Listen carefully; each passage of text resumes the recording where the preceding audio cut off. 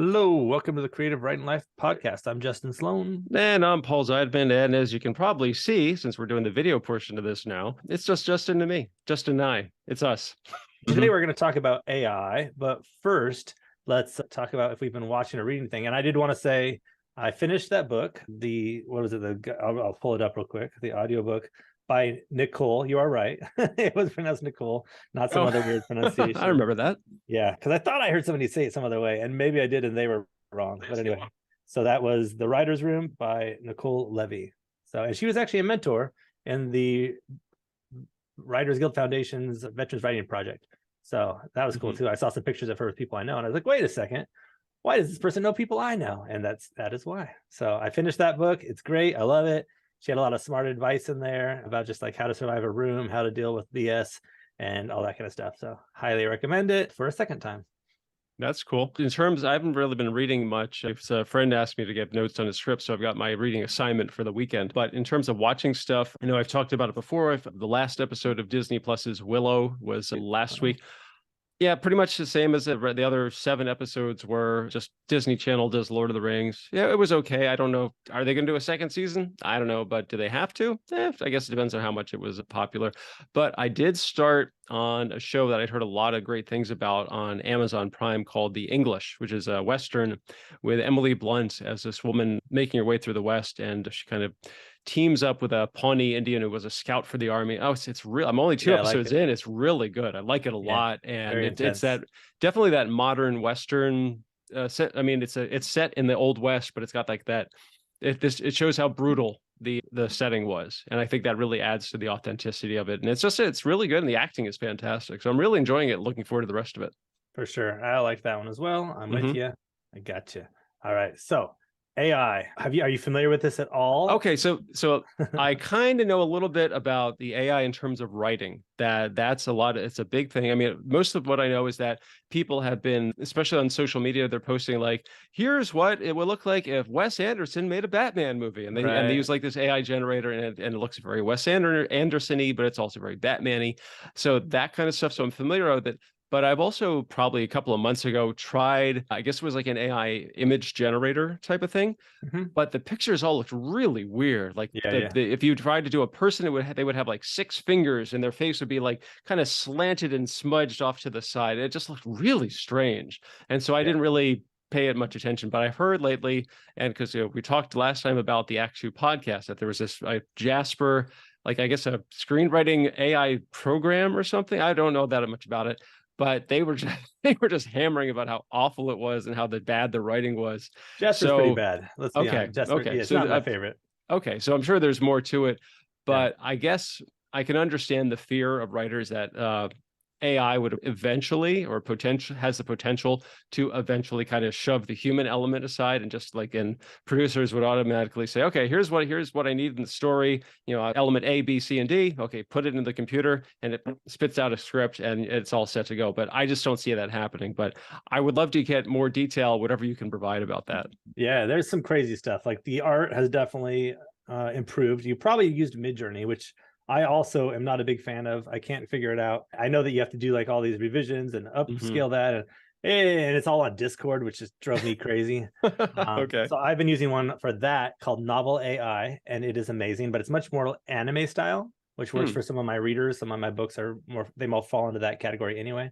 So that works. And I've been using a new thing that I just found out about called Studio D/ID. And this one, you can like take your images. So like say you make an image of a character from your book, you upload their face, and then you put text for what you want them to say. And then you choose voices, and you can choose what kind of tone, like cheery, mad, whispering, and it'll read out that text, and it'll make the character's eyes and mouth move as if, and even their face like moves around like this. And I even uploaded my own face, and it was creepy as hell. It sounds it.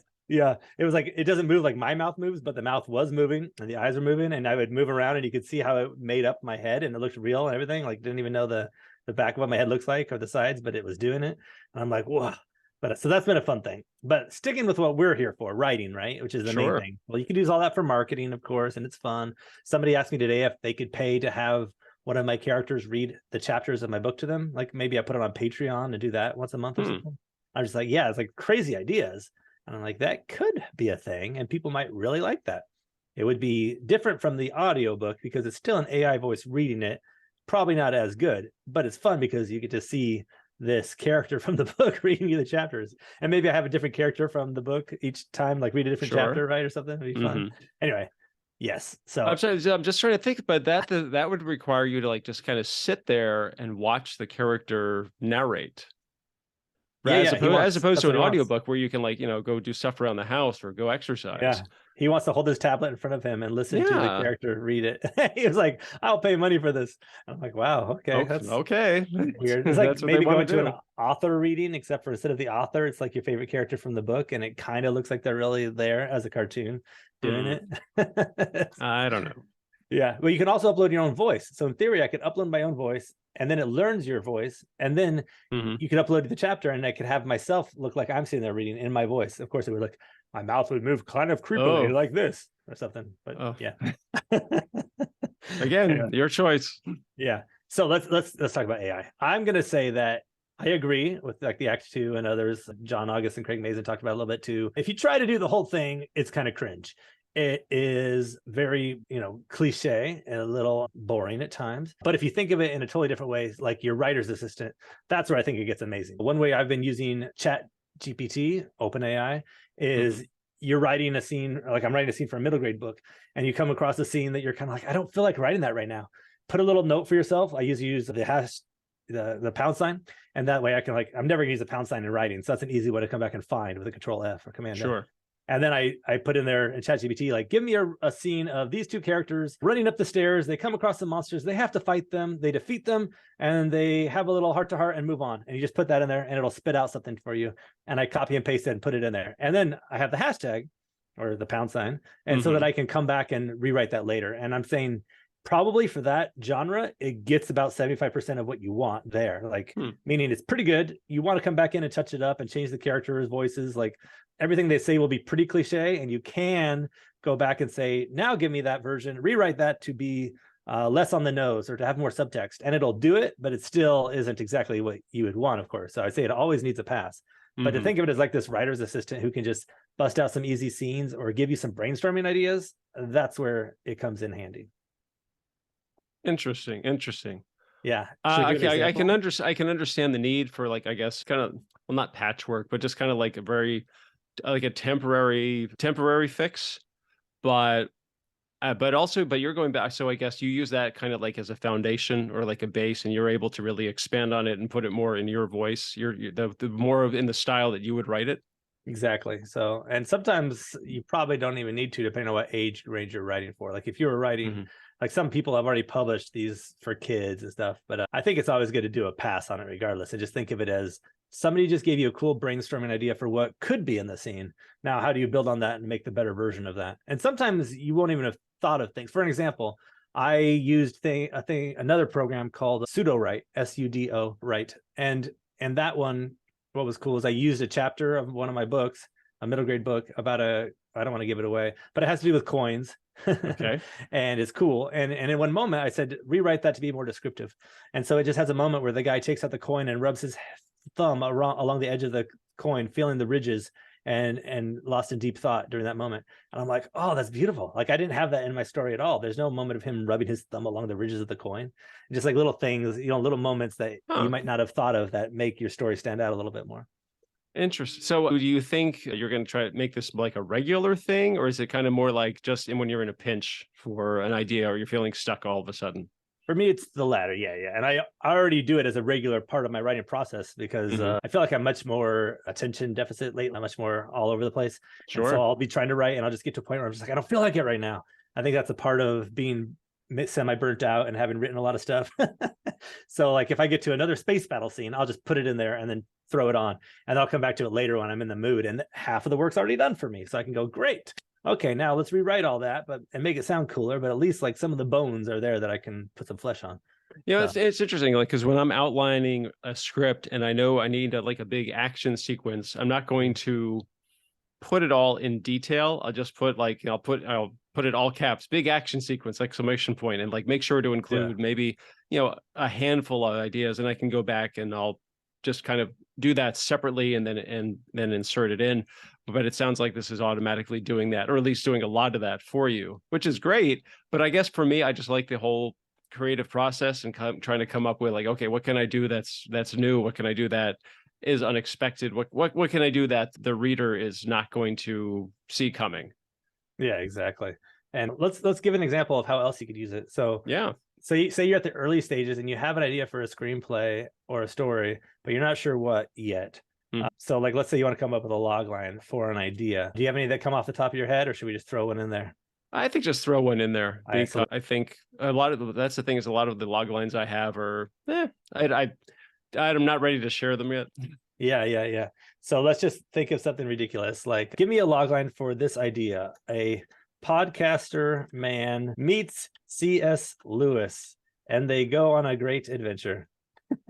Stupid, right? Well, let's see what ChatGPT comes up with, because why the hell not? So it takes a second. Is there an audio feature, or is it just text? Like, will it read it out loud to us? Yeah. Is that what you're asking? No, this one does not. And so, like, let's see what this gives us. A podcaster embarks on a journey of discovery when he meets the legendary author C.S. Lewis, and together they go on a thrilling adventure that will change the perspectives of life, faith, and the world. Okay, that's kind of cliche. And I was going to say, it's very generic. Yeah, so let's say revise that with details and drama and make up something crazy. Let's see what it does.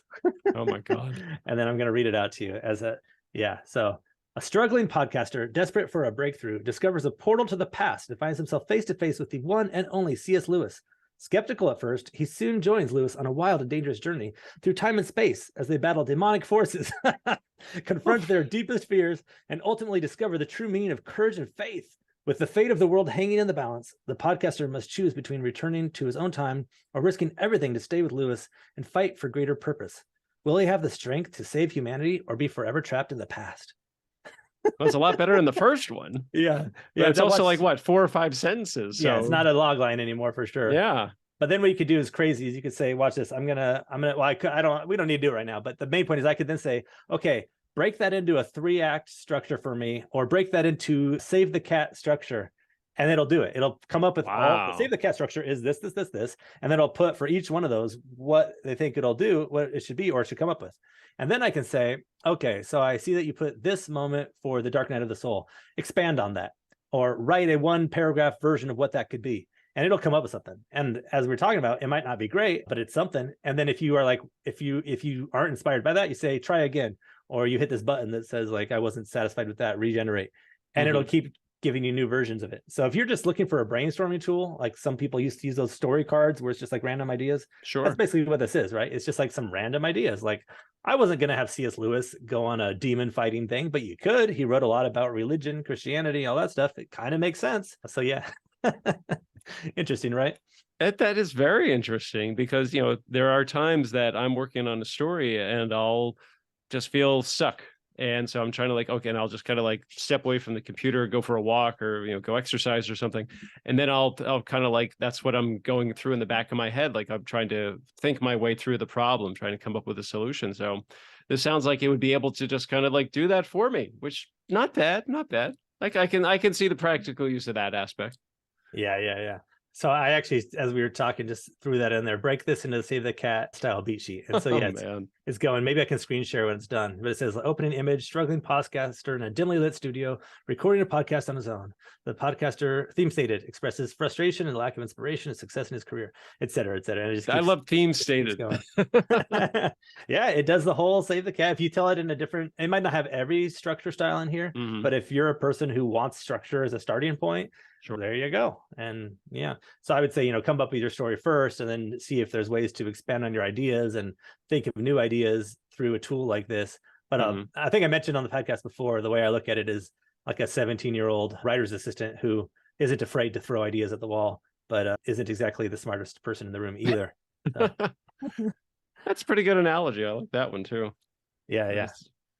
Yeah, so lots of fun here. I think there's great tools in terms of both the writing side of it, the marketing side of it, and, you know, just having a good old fun time too. My buddy was playing around with it. I will warn listeners, you can't do inappropriate stuff. It will say, nope, we do not allow that. Okay. My buddy was playing around with that and tried to send me some stuff, and he's like, it's not letting me. And I was like, yeah, calm down, big guy. Wow.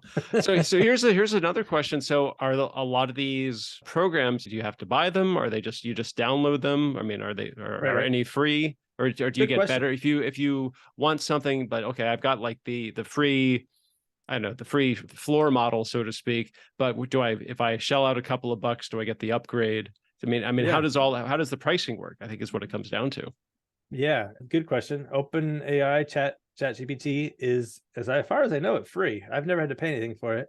Hmm. I think they're in like a beta mode, so at some point they might start charging. Sure. I would probably pay it. I was paying for one called SudoWrite, the one I mentioned earlier. Yeah. I paid for that for a month just to try it out, and because it does that cool stuff like an easy revise, or you could highlight two words, like say you say he was sitting at his desk, and this is a novel, and so you're like, well, I want more description, but I don't feel like describing a desk. Freaking desks are desks. But if you highlight it and say descriptive or describe this or whatever, then it busts out like a nice paragraph. Actually, it gives you like 5 different ways to do it based on the 5 senses. And then it also gives you a metaphor. So you can like, if you're like, oh, I wasn't even thinking about describing the touch of it, but there's a nice version of him running his thumb around along the ridge of the desk or whatever, just like with a coin. And it'll have that there. And you could just press insert and it'll insert into your story right there. So it's kind of cool for those reasons. Like if you're just not in the mood to describe another damn tree, it'll give you some descriptions. Yeah. So okay, so that was okay. So That you was said that one. that was pseudo, right?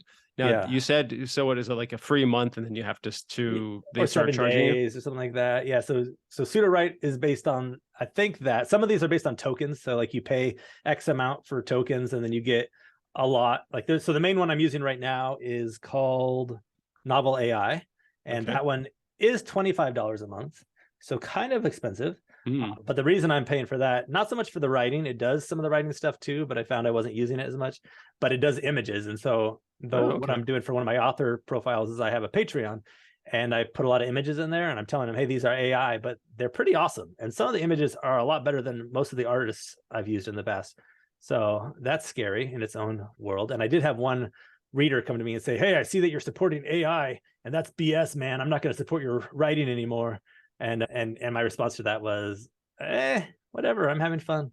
So I'm like, I get it, and I would keep paying for art for covers because that's awesome, but some of the stuff is amazing, and as far as like a fun marketing tool or an inspiration tool, I think it's great. Do you think you're going to eventually like just generate an entire book using AI, not to write it through AI, but that'll be the assistant, but then you can also do the cover art yourself and maybe art that's inside the book as well, that it's all just in generated AI? You certainly could, especially for these Mm. middle grade books where the kids love art, and Mm. like Okay. it's hard to make profit on middle grade books, but and in one part, because if you're self-publishing, the more art you have in the book, the more it costs you, or the less profits you get, Sure. because Amazon takes a bigger cut. So that kind of sucks. But at least if you're not paying thousands of dollars for the art in your book, and then you're only getting 25 cents per sale, it's not as big of a punch to the face. Which is how I've felt sometimes when I have paid for art in these books and they don't sell at all. So are you going to start making this like a regular tool in your writing arsenal that, you'll automatically start going to the AI, or is it more just kind of like in case of emergency, break the AI glass? Yeah, for me, it's definitely a tool in terms of whenever I'm in either a writer's block or a tired block. Like if I'm just, Oh, okay. I know I should be writing, but I don't feel like it. Let's get something rolling, and I'll just put it in there. And that could be a time suck. You could get it could be like any other thing, like Facebook or something, where you're suddenly lost in there for hours, and so you got to watch out because it can be kind of addictive. It's fun, but it's in terms of just making sure you get rid of that writer's block, and you're like, well, I don't want to write the scene right now. You could skip to another scene below, like is my usual style, but now I'm getting into this habit of at least writing out what I want, putting a version of it in here, and then copying it back so that when I come back later, there's more fleshed out ideas to get my brain back in the zone, but also rolling with new concepts that I might not have thought about. Have you found that this is it's a bit of a time saver, or even more of a time saver than you originally expected? For sure, for sure. For the middle grade book that I'm working on, I've definitely used it to large degrees. So Mm-hmm. definitely a time saver in that regard. And I'd also say like my point to this guy who was criticizing me for using it, I think I wouldn't be writing it at all. I just was kind of losing motivation. But then I found out about this art, and the art got me all excited. And so just doing that and posting it in my group and interacting with the fans got me all pumped up again. And so I started writing again. And so I'm like, well, I could be doing 0, or I could be doing this plus AI. And so if your choice is to not support me, but I'm doing 0, it doesn't really matter. So at least if I still have supporters and I'm doing something, that's a plus, right? So yeah, Okay. for some of your answers, yeah, I think it's part of my new trend, my new style. I mean, and Sure. the trend word came up because I've been reading so many people posting about, is this the new trend? Last year it was NFTs, and this year it's AI, Oh right? But I'm man. like, yeah, so that could be a whole discussion of its own, but I don't Okay, have an answer. so okay, well, so let's this. I think this is probably the one a lot of people are wondering. So, if you don't have any of these programs, which one, or we'll say which two, would you recommend as a good starting one? Like, Yeah, for they're someone not. like me, I have none of these things. So, if I wanted to kind of like tinker around with one of them, which one do you think would probably be best suited for me? Yeah, and well, the question as voiced is actually a fallacy. You don't have to have them; they're just a Oh, website. I know. I So understand that. But like if it were something I was interested in, I wanted to find out more. I wanted to see yeah, like just trying it out. how effective can this be for me? Which one would you recommend for me, someone Yeah, like me? ChatGPT. The actual like thing that I'm looking at right now, it says chat.openai.com/chat. And that's the ChatGPT. If you type that into Google, that's what'll pop up. And that's, yeah, it's totally free. It's just a website. You can do it from your Hmm. phone, you can do it from the internet, on your computer, whatever. And yeah, totally. And I think it's the best one, honestly. They have others that are more Hmm. geared certain ways. Like NovelAI does a thing that you can do a text adventure, and it's set up to be a text adventure. So you can just like Sure. play it right in there. And there's other ones, like I said, that do a better job of art. There's one, SudoWrite, which did something that's interesting, where when you're writing, you can then highlight a paragraph and say, convert this into an image. And it would try Hmm. to make an Wow. image based off of that part of your book. Yeah. So for a That's cool. novel like middle grade, that could be really cool, right? If Hmm. you're like, but it's not perfect, that one, especially versus I find that, and different ones have different. So for example, that NovelAI one that I'm talking about, most of the images in there are very anime, manga style. And by that logic, I tried to say, welcome to 2023. And so see what it would give me? It gave me a very large breasted anime woman. Like, it didn't say welcome to, or anything. It didn't say 2023. It's just that. And I was like, oh, okay, I get what this was made for, was more of this anime crowd. Hmm. But you can do a lot of cool scenery, I found. So if you put in scenery and then you put into some descriptions, you'll put like highly detailed cinematic lighting, scenery of a castle in the background, a warrior in the foreground. And then you just hit generate and it'll come up with something. And you just keep clicking generate until it's something you like. And then there's another option where you could say, do variations of this. And it'll Hmm. pop up with 4 variations of that image you liked. And so change the AI slightly, but keep most of the basics the same. Cool. So yeah, So it's a what was one? Was it Chat TPT? G GPT, Oh, I don't know, GPT, I think. Let me see. Chat GPT. Okay. GPT, yeah. And for some reason, I don't know why it's called that, but that just brings you to chat.openai.com. And Okay. so most of these other tools I understand are built on OpenAI, and I don't know all the details of this, but like the valuation recently was like, I forget, some don't quote me, 26 billion, 27 billion for this OpenAI thing, which is just like blowing my mind, right? That's insane. But that's probably why people are talking about it as the next fad or bubble. That's I the new think, trend. yeah, for the tools, right? But Of- in terms of just AI being AI, it's like, how could it be a trend? How could it disappear? It's not like NFTs where people are investing a lot of money and then getting rug pulls. It's just there's Mhm. tools that people are building on AI. So yeah, that would be my stance on, is it a trend? Why would it vanish when you could create all this art? Now, will there be people who try to fight it? Of course, there already are. Like on ArtStation, there's all these artists who are posting no to AI type stuff because Mhm. they're getting pissed off that artstation.com is hosting AI art or allowing it on there, if it still is. And then there was some recent big art contest where apparently somebody used AI, Midjourney, I think, to create the art that actually won the contest. So all the artists were pissed off about that. So there might be some rules or regulations or whatever coming down the line at some point, at least specifically for websites that host this kind of stuff. And maybe in the future you'll get a bonus if you put your book cover up and it has a little sticker on the side that says made by a human or something like that. Untouched by AI. Untouched by AI. I know my fans already. Some of them would prefer that, at least that one Wow. guy, right? So Oh yeah, well, yeah. I think you may have lost him. So yeah, but just do what there's you can. always those silent people too. Like I think most of them love it. Most of them have already Mhm. been commenting like, "Wow, this is amazing! Keep them coming. We want more." But then there's him who vanished, and then there might be a bunch of others who don't speak up, but are also in that same boat. And yeah, I get it. I think it's scary in terms of being an artist, especially. But even for the writing, like if we try to write a scene from what we were just looking at, it's going to be crap. But I think they did that on script notes, right? Where they actually read out a scene that it was writing, Mhm. or maybe it's act two. But like, if I write the first scene I'll let it populate that for a second while we talk and say like, it's going to come up with actual writing that, and you can tell it to do it. Okay, so I actually made a mistake here and didn't say in screenplay format. So it says the scene opens with a shot of a dimly lit recording studio. We hear the sound of a man's voice. The protagonist, blah, blah, blah, blah, blah, blah. And this is podcaster, welcome to another episode. So it's doing it like a kind of a play format. But if you do that and you say, write the first scene in screenplay format. But I mean, what we just saw wasn't bad, honestly. That wasn't horrible. It's gonna say it sounded pretty standard for a screenplay, even though it probably didn't read that way on the screen. Yeah. Oh yeah, and all the people who say you can't say we see or we hear are going to be pissed at ChatGPT, right? Well, that's why. That's what I was gonna say. Like you said, it's kind of like it's a starting point. It's a basis. You can just go back and you can eliminate the we hear or the we see. Right. You can just modify it. I noticed actually on that note, I was using this as a tool to try to adapt a novel into a screenplay. So I just copied a section of the novel and said adapt that into screenplay format, and it did it. But what it did is it started getting carried away and just making up its own dialogue and not sticking to what I had. Yeah. So it was adapting without sticking to the source material. But it would also do this weird thing where like every sentence, whenever you go back and forth, it'd be like, I know. And then what they're supposed to say, I understand that. I hear you. And I'm like, oh my God. So you got to like go through and then just delete the first part of every single sentence. I like the idea that the AI is starting to go off on its own and kind of taking liberties, and then it finishes the script and it says, "I took the liberty of submitting this to such and such agency." You're like, no, that's my name on it. That's crazy. Yeah, but I think it could be a very valuable tool if they find a way to make it better in terms of just like adapting something. It wouldn't be perfect, but the first draft of an is just a pain in the butt to even just transfer over what you have from like a novel to screenplay or vice versa. So being able to just plug it into some tool and it'll like automatically do the whole thing, and then you can go through and cut out all the stuff that doesn't belong or the stuff that's too internal thought or too weird, it doesn't fit.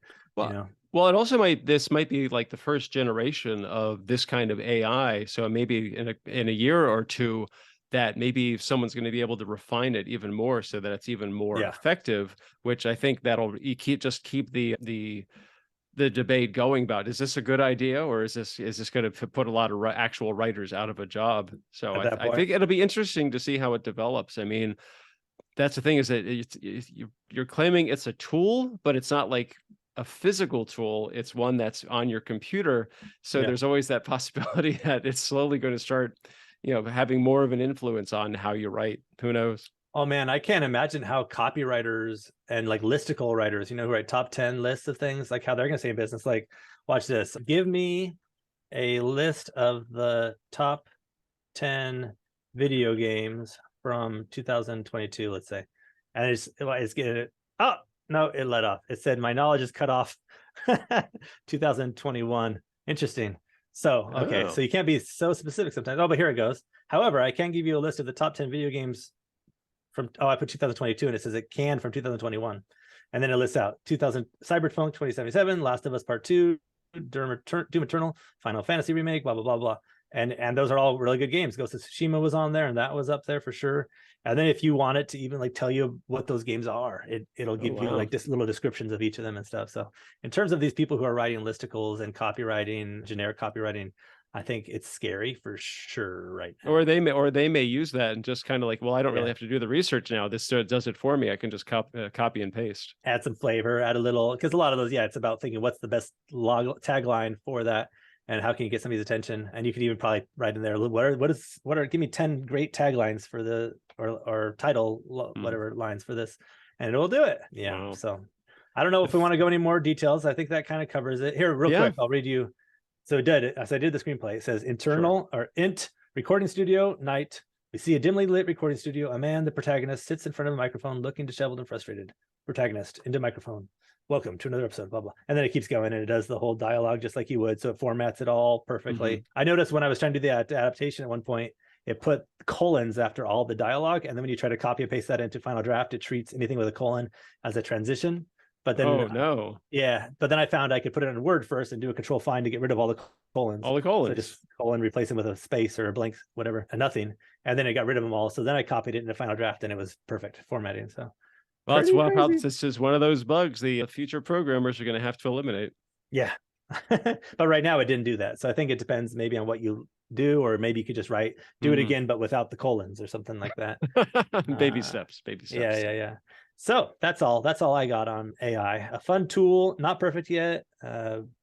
Scary. We'll see what happens. Well, as we've been saying, it just sounds like something, like, especially for somebody like me, something to at least, take a peek at it and kind of tinker around, see what happens, and is it something that I would want to keep using, or like, it's not for me, But you seem to be getting a lot of effective use out of it, so that's great. So I mean, I guess it really depends on how the writer or the creative person is going to use it. Yeah. No, I look forward to the day when it's perfect, because I could definitely have a lot of fun. Like, think about notes. Like, you get a note from a studio head and they're like, okay, but make this more dramatic. Or, okay, can you throw a pig in there? And you're like, what? There's no pig in this story about C.S. Lewis fighting demons. But then you go over to your demon pig. Yeah.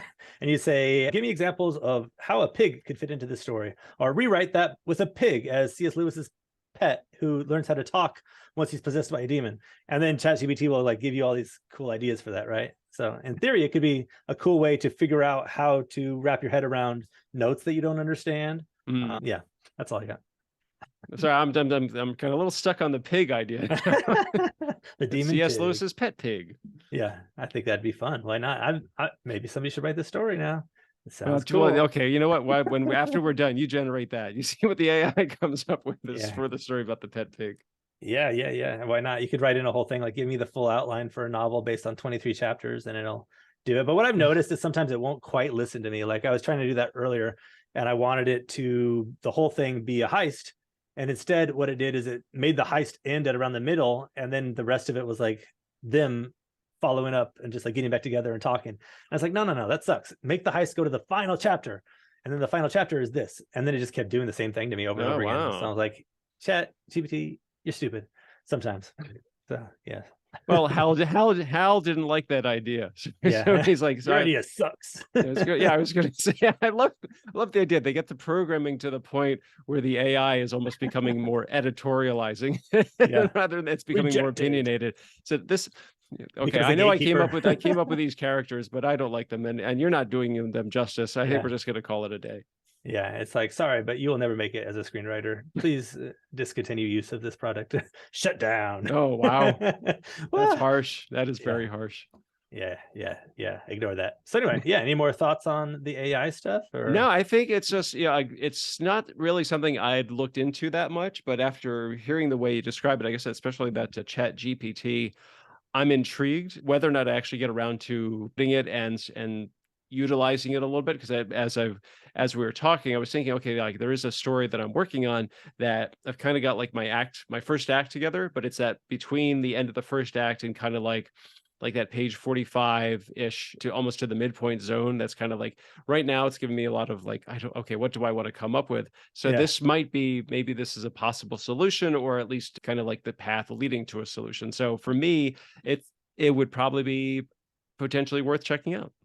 Yeah. I think that's the smart way to approach it. If you're just kind of stuck on something, or just kind of even losing interest or whatever, it might just be a way to spark that part of your brain that gets back in there. So yes. All right, cool. Well, I think this will be the first podcast episode of screenwriters and novelists saying good things about AI. Actually, that'd be very intriguing. So for anybody who has been with us through the whole time, I would love to know their take on it. Whether do they think it's a good idea? Do they think it's a great tool? Do they think it's it's devil's spawn? How do they feel about it? I mean, are they like me, like they're intrigued and want to check it out a little more? It'd be like, no, I cast thee away, or is it something kind of like, or they're like with you, that they've used it before, they really like it, and they can't wait to see the potential that what else it can do. Yeah, I see the dangers of it, but I also think there's a reason people embrace technology, and that if you're on the front end of that, you're not going to be left behind. So like, could be a future where all of us are more like showrunners, and the staff beneath us is the AI software we're using, and you're more of a showrunner, and you're telling them, no, that's stupid. Let's revise that. No, okay. Give me another take on that. You have until 30 seconds from now to give me another pass. Wow. Go. Yeah. Wow, you're harsh, man. You're brutal. For AI, that wouldn't be what I tell. I know. You wouldn't do that for a real person. Yeah, but I mean, you can see some weird future like that, right? Like, storytellers end up being this version. But I think in reality, we all have these deep moments in our lives that we're going to be able to pull on that AI can make up, but it's never quite the same. And then for it to be able to say something cool like that and then have it tie in later in the story, like 10 chapters later, we're way far away from AI being at that level. So nothing to worry about now, as long as you're a good storyteller. Well, you never know what's coming around the corner. So yeah, we shall see. We shall see. All right, cool. Any last shout outs, any big announcements that we want to mention before we sign off today? Not as of yet. I got some really great notes from an industry guy who does coverage on screenplays, and he really liked my fantasy comedy. So in the middle of a big rewrite. So I'm feeling really confident about it. So hopefully I've got like at least one, maybe two more drafts until I think it's like really solid. So I'm pretty psyched about that.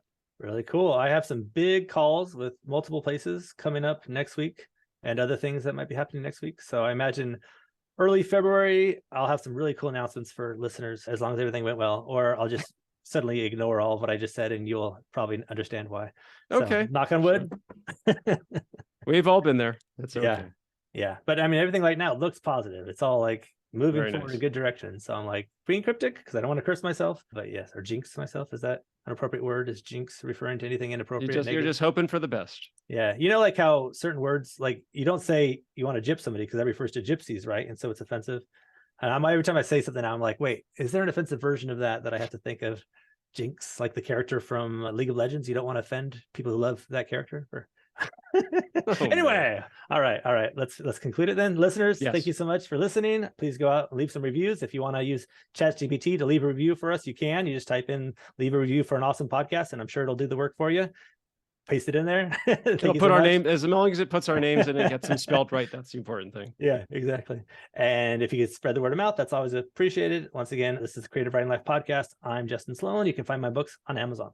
And I'm Paul Zeidman. You can check out my screenwriting blog, Maximum Z, at maximumz.blog. I also have a couple of books on Amazon, the Go Ahead and Ask series about interviews about screenwriting and pie. I'm also on Twitter at maximum_Z. And like he said, he's Justin. I'm Paul. This has been the Creative Writing Life podcast. Thanks for listening. Stay safe, stay healthy, and most importantly, go write something.